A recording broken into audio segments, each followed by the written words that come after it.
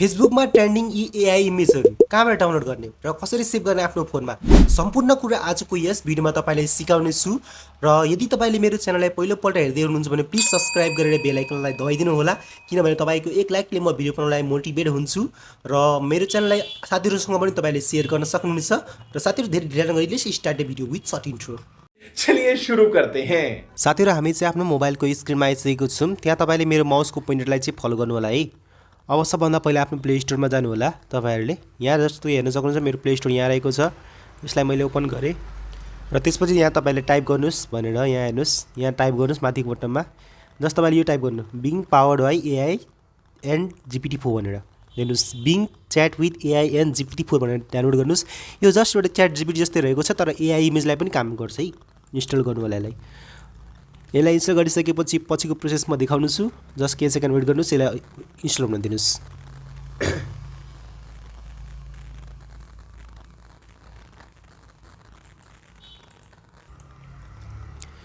साथीहरु यहाँ चाहिँ मेरो चाहिँ इन्स्टल भइसकेको छ र म यसलाई ओपन गर्न गइरहेको छु। तपाईले पनि ओपन गर्नु होला र हेर्नुस् बाकीको प्रोसेस के हुनेछ है। हेर्नुस् यो माइक्रोसफ्ट अन्डरमा रहेछ। त्यसपछि यहाँ चाहिँ तपाईले केही एलोमा क्लिक गर्नु होला अथवा नट एलो पनि क्लिक गर्न सक्नुहुनेछ। यहाँ चाहिँ आस्क मी समथिङ भनिरहेको छ, त्यसमा एकचोटि क्लिक गर्नु होला र त्यसपछि केही यस्तो खालको इमेज आउँछ र यहाँ केही सोध्ने कुरा सर्चिङ फर कनेक्सन। एकछिन जस्ट वेट गर्नुस् केही सेकेन्ड, किनभने स्टार्टिङमा टाइम लाग्छ है। अब यसलाई पनि वाली दिस टाइम गरिदिनुस् हैन।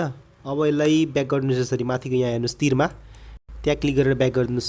सो यहाँ चाहिँ फेरि एपमा जानु होला यसरी। एपमा गइसकेपछि तपाईले यहाँ चाहिँ लगइन गर्नुपर्ने हुन्छ है। जस्ट यहाँ क्लिक गर्नु होला। हेर्न सक्नुहुन्छ यो मान्छेको अप्सन छ नि, त्यसमा क्लिक गरेर तपाईले लगइन गर्नु होला। मेरो चाहिँ अलरेडी लगइन छ जीमेल अकाउन्टबाट। तपाईलाई म जीमेल अकाउन्ट हाइड गरिदिन्छु।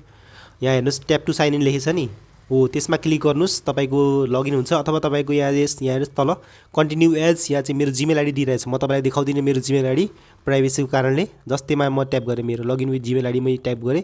हेर्न सक्नुहुन्छ मेरो अब जीमेल आइडीबाट लगइन भइसक्यो। अब चाहिँ हामीले इमेज बनाउन सक्छौँ है। अब चाहिँ तपाईले जस्ट यो माथिको आइकन हेर्न सक्नुहुन्छ, त्यसमा क्लिक गर्नु। साथीहरु साइन इन गरिसकेपछि तपाईले हेर्न सक्नुहुन्छ यहाँ चाहिँ तपाईले कुनै अप्सन हेर्न सक्नुहुन्छ होम पेजमा आएर। यहाँ हेर्न सक्नुहुन्छ कुनै अप्सनै छैन। यहाँ एआई इमेज क्रिएट गर्ने यहाँ चाहिँ अप्सन आउँछ तर यहाँ अप्सन छैन। त्यसको कन्डिसनमा तपाईहरुले चाहिँ यो एपको अप्सनमा आउनु होला है। एप्सको अप्सनमा आएर यहाँ क्लिक गर्नु होला। एप्समा क्लिक गरेर यहाँ चाहिँ केही अप्सन आउँछ, यहाँ जस्ट वेट गर्नुस् है। यहाँ केही अप्सन आउँछ अहिले। ओके रेकर्डिङ भइरहेछ मेरो। सो हेर्नुस् यहाँ अप्सन आयो नि, यहाँ साइन इन हाम्रो भइसकेको छ। हाम्रो अप्सन आयो। अब तल आउनुस्, यहाँ हेर्न सक्नुहुन्छ अब यहाँ रहेको छ अप्सन हाम्रो लुकेको क्या। कसैको चाहिँ होममा हुन्छ, कसैको चाहिँ यहाँ लुकेको हुन्छ। हाम्रो चाहिँ यहाँ रहेको छ। इमेज क्रिएटरमा यसरी क्लिक गर्नु होला।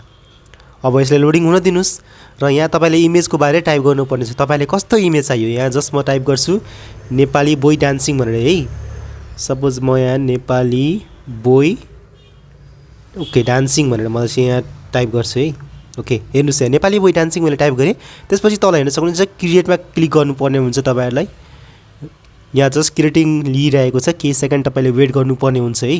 हेर्नुस् अब हाम्रो इमेज चाहिँ क्रिएट हुँदैछ र त्यसको लागि तपाईले हेर्नुस् यहाँ अघि 12 थियो नि 11 भयो, एउटा पोइन्ट सक्यो। यानी कि रिवार्डको रूपमा हामीले यसलाई युज गर्न पाइरहेको छु है। जति तपाईले यहाँ अब हेर्नुस् तपाईले यहाँ 11 वटा इमेज मात्रै यहाँबाट डाउनलोड गर्न सक्नुहुन्छ तपाईले, किनभने यहाँ दिनको कति कोइन आउँछ त्यति अनुसार तपाईले मात्रै बनाउन सक्नुहुनेछ। त्यही भएर अलिक ध्यानपूर्वक बनाउनु होला है। यहाँ हेर्नुस् नेपाली बोयको इमेजहरु आइसकेको छ। यहाँ कति धेरै 4टा इमेज आइसकेको छ। अब डाउनलोड गर्नलाई तपाईले यसरी जस्ट क्लिक गर्नु होला कुनै इमेजमा। यो इमेजमा सपोज यो इमेज चाहियो भने यसलाई पहिला यसलाई ओपन गर्नु होला है। ओके यो इमेज ओपन भइरहेको छ। ओके इमेज ओपन भइसक्यो नि। अब त्यसपछि तल तपाईले हेर्न सक्नुहुन्छ यो 3 डटको अप्सन रहेको छ। यसमा क्लिक गरेर तपाईले डाउनलोडको अप्सन हेर्न सक्नुहुनेछ। त्यसमा क्लिक गर्नु होला है। र त्यसपछि हेर्नुस् तपाईको मोबाइलमा डाउनलोड भइसकेको छ। 1 डाउनलोड कम्प्लिट भनेर डिटेल्समा हेर्न सक्नुहुन्छ। अब हेर्नुस् तपाईको डाउनलोड यहाँ भइसक्यो फोन मेमोरीमा।